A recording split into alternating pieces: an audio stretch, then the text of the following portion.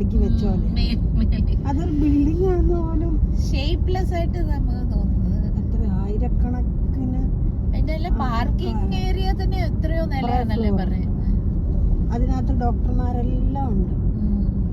ഡോക്ടർമാരും നഴ്സുമാരെല്ലാം